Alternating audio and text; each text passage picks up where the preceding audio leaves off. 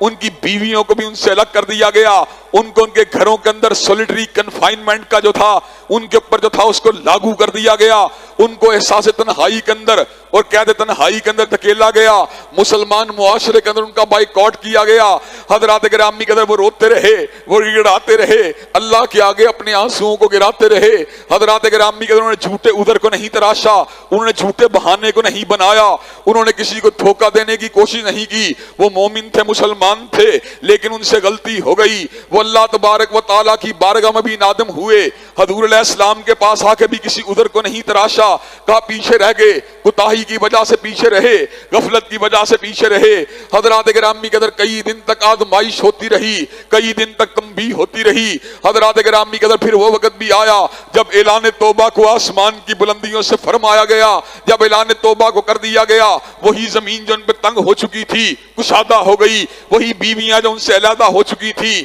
واپس پلٹ آئیں، وہی دوست جو ان سے جدا ہو چکے تھے اللہ نے واپس پلٹا دیے۔ حضرات گرامی قدر گناہ جو ہوتا ہے وہ انسان کی زندگی میں مصیبت کا سبب ہوتا ہے، لیکن جب انسان گناہوں کے اوپر نادم ہوتا ہے اللہ تبارک